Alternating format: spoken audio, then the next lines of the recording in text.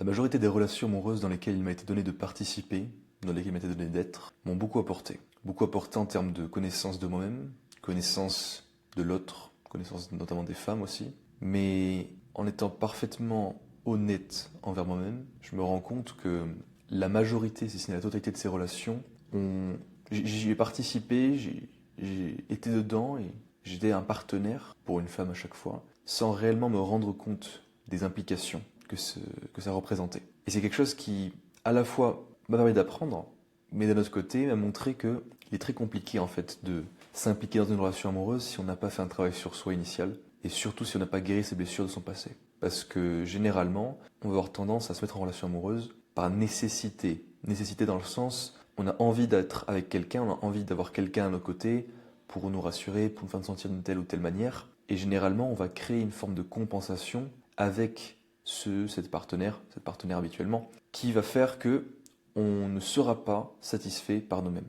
Et si on n'est pas satisfait par nous-mêmes et si on ne s'aime pas suffisamment, comment est-ce qu'on peut aimer une autre personne? Comment est-ce qu'on peut entretenir, je dirais moralement, émotionnellement une autre personne? Extrêmement compliqué. C'est pour ça que j'ai noté 14 grands conseils que j'aurais aimé recevoir avant de m'engager dans toute forme de relation amoureuse avec d'autres femmes. Ces 14 conseils sont tirés principalement de l'ouvrage de Rollo Tomassi, The Rational Male, et certains aspects que j'ai retravaillés par moi-même qui me paraissaient plus pertinents. La première règle, ou plutôt le premier conseil, il s'agit de comprendre la dynamique féminine. Ça veut dire quoi? Ça veut dire comprendre comment les instincts primaires des femmes jouent un rôle dans leur attraction envers d'autres hommes, et notamment envers des traits de caractère qui seraient considérés généralement des mâles alpha. Mâle alpha dans le sens, non pas le provider, celui qui va apporter de la ressource financière, matérielle, temporelle à la femme, mais bel et bien celui qui, dans son apparence physique d'un côté bien sûr, mais aussi dans son charisme, dans son attitude, dans la manière qu'il a d'être, d'exister, en fait son caractère,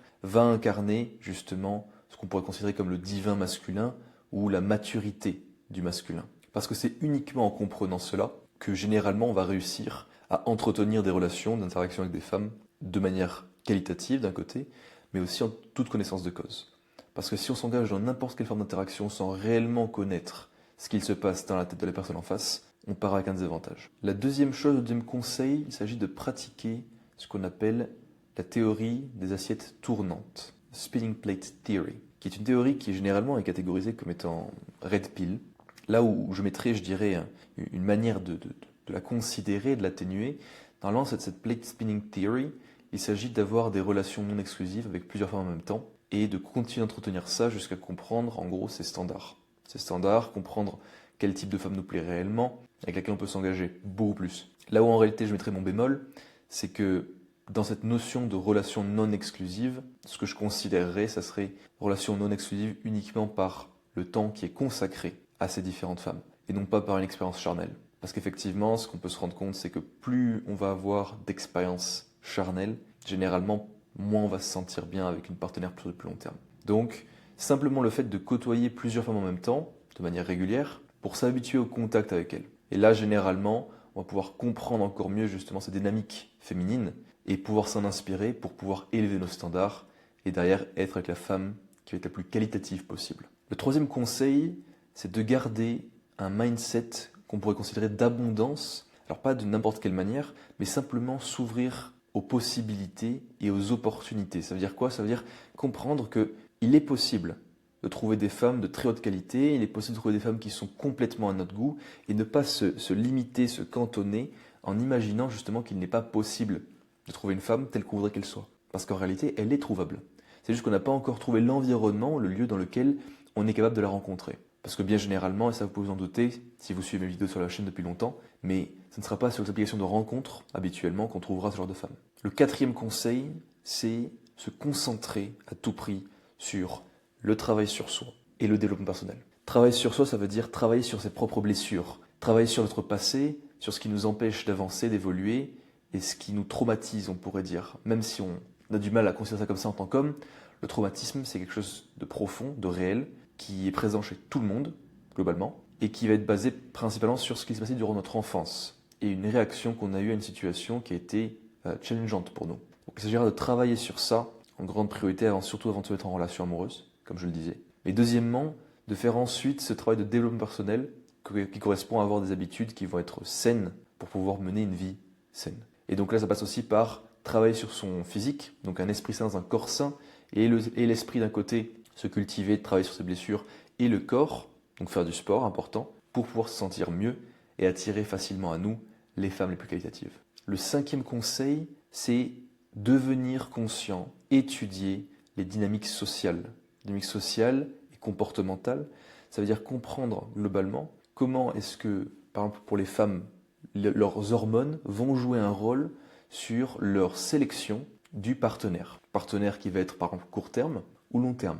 Donc tous les critères qui sont associés. Et aussi venir comprendre donc les dynamiques sous-jacentes aux interactions entre hommes et femmes et voir comment, dans leur communication des femmes, qui est une communication implicite, est-ce qu'on peut déduire des choses qu'elle essaye de nous dire. Parce que le seul moment où une femme, pour la majorité des femmes, encore une fois, pas de généralité complète, mais la majorité des femmes, le seul moment où elles vont communiquer de manière explicite, c'est quand toutes les approches de communication implicites auront échoué. Le 6e conseil, c'est reconnaître l'existence et l'importance de la rareté. Rareté en anglais qui est scarcity, qui va correspondre au fait que de valoriser son temps plus que tout, de ne pas brader son temps, c'est-à-dire de ne pas se rendre disponible trop souvent, sauf si bien sûr vous êtes dans une relation à long terme avec une femme que vous aimez profondément, là forcément, mais autrement il s'agira de garder votre temps sous contrôle et de ne pas consacrer trop de temps aux autres femmes.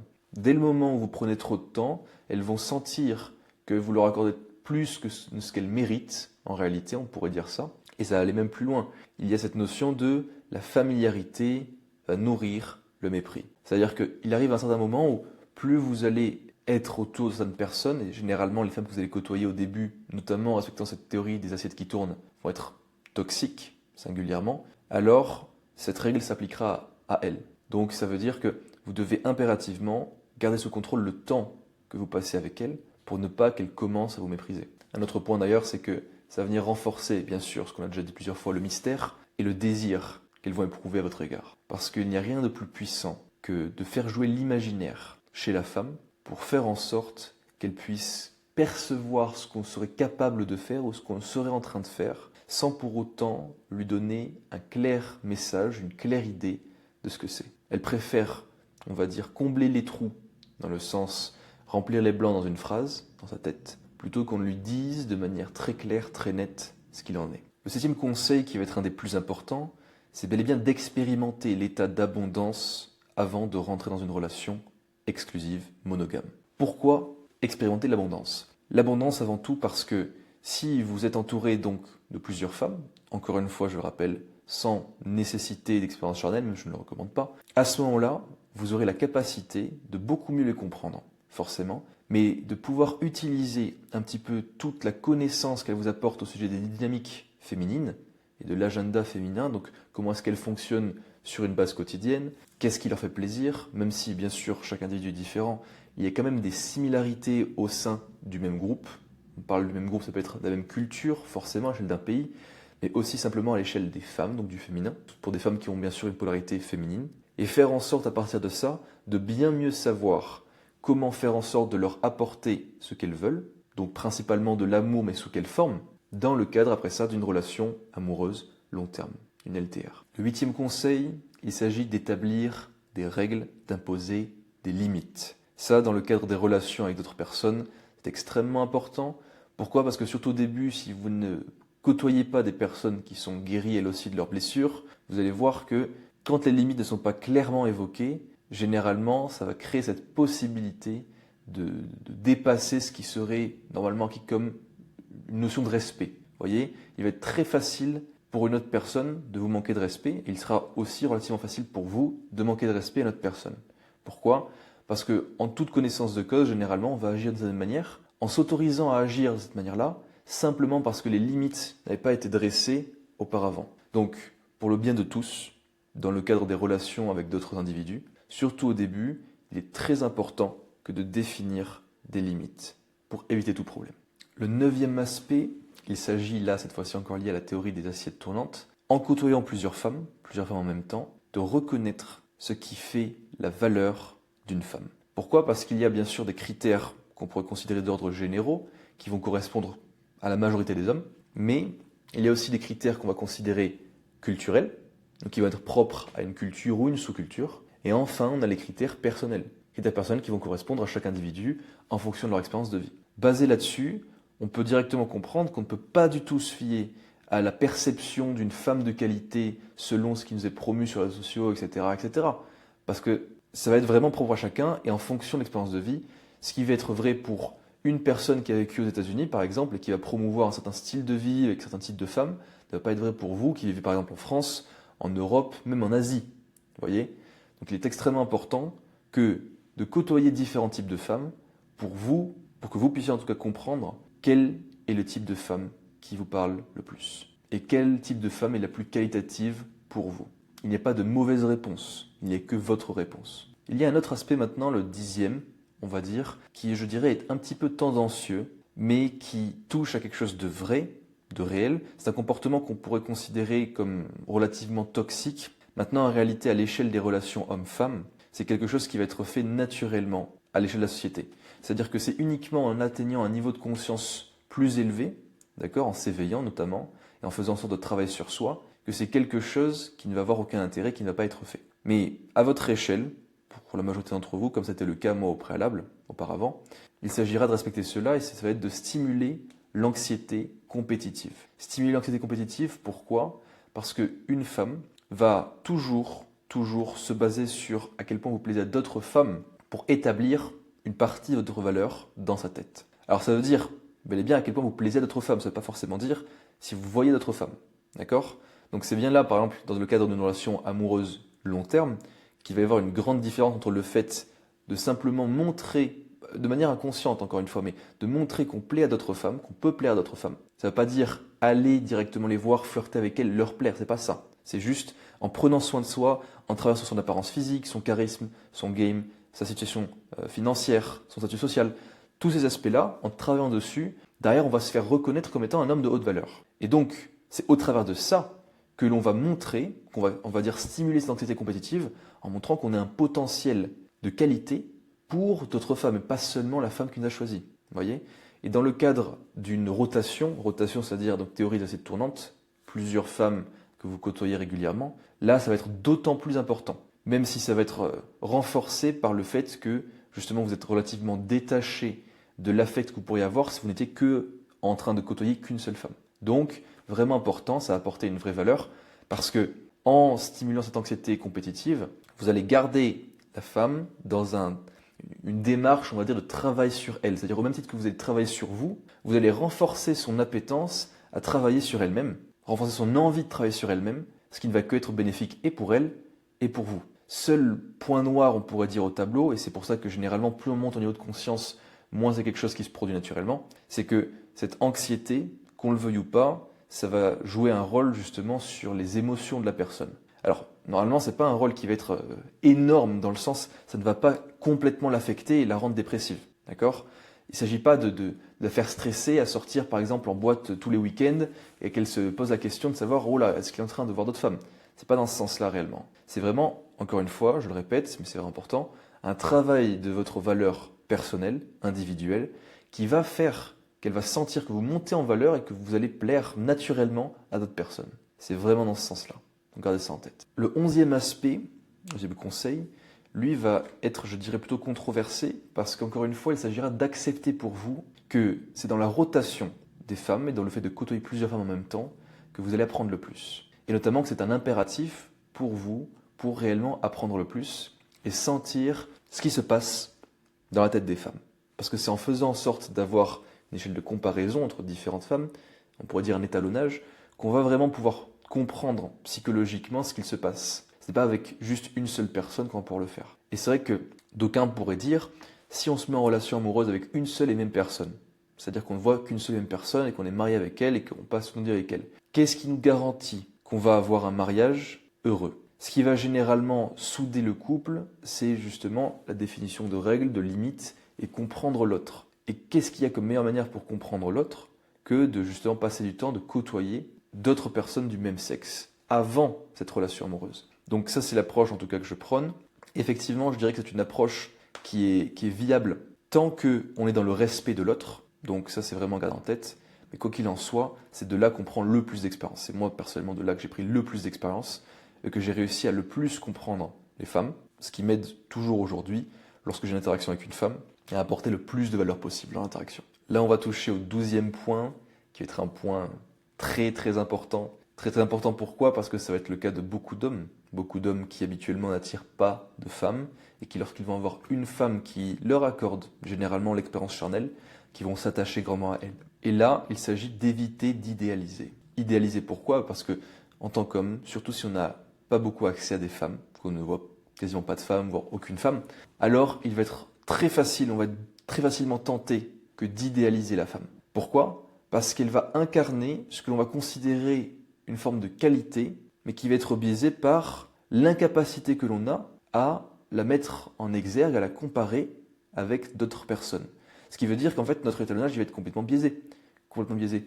Dans le sens où on va juste se baser sur notre expérience unique avec cette femme-là, ou alors même à la rigueur avec une femme qu'on a vue il y a de ça quelques mois, quelques années, mais dont le souvenir est un petit peu flou, ou alors encore une fois où l'étalonnage a mal été fait, pour définir qu'elle dispose de valeur. Et généralement, elle va être idéalisée. En fait, on va avoir une relation, une interaction, non pas avec cette femme, c'est-à-dire dans la vraie vie, mais avec la vision, la perception qu'on a de cette femme qui est dans notre tête. Donc, en fait, on pourrait littéralement, pour polariser un petit peu, dire qu'on a une relation avec nous-mêmes, une partie de nous-mêmes.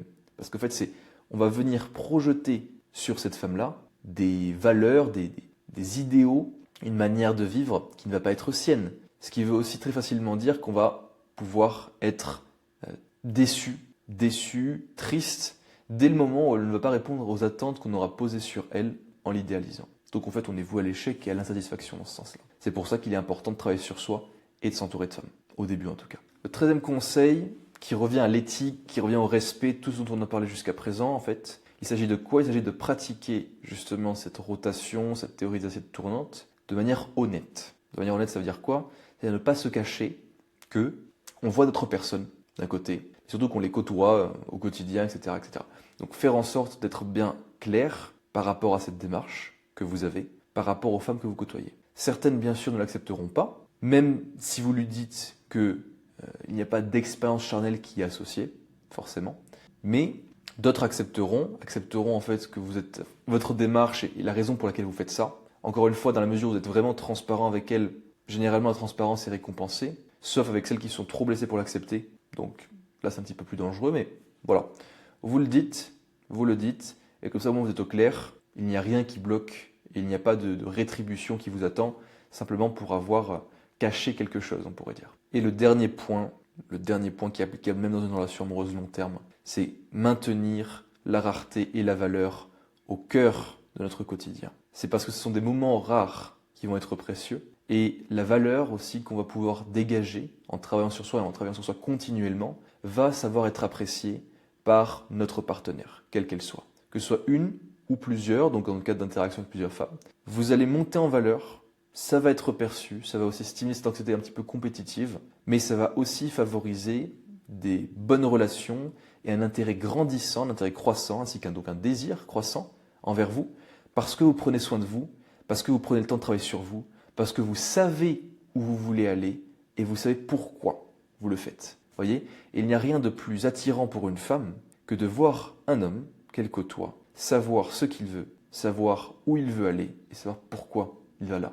Donc tout ça, c'est vraiment la base, c'est vraiment le socle qui m'aurait grandement aidé si j'avais connu ça avant de m'engager dans des relations amoureuses, notamment. J'aurais pu comprendre plein de choses, j'aurais pu ne pas m'engager, mais quoi qu'il en soit, effectivement, j'ai pu connaître ces expériences qui m'ont beaucoup apporté d'un point de vue humain, beaucoup apporté aussi sur la compréhension de ce que je veux réellement d'une partenaire pour du long terme par rapport à ce que je ne veux pas. Et aussi à m'approcher, ça je dois le dire, je dois le noter, m'approcher d'une spiritualité, de la spiritualité et continuer de travailler dessus. Parce qu'on ne cesse jamais d'apprendre et il est impératif que de continuellement travailler sur soi, raffiner son approche et surtout trouver le juste milieu, l'équilibre qui nous mènera à l'épanouissement. Un dernier disclaimer pour ceux qui auraient été jusqu'au bout de cette vidéo. Je dois vous le dire malheureusement, ou peut-être bien heureusement, mais le shift de mentalité que vous allez faire avec ça, si vous appliquez donc ces différentes règles, ces différents conseils, ça va vous faire vous écarter d'une partie de vos amis et de vos connaissances. Pourquoi? Parce que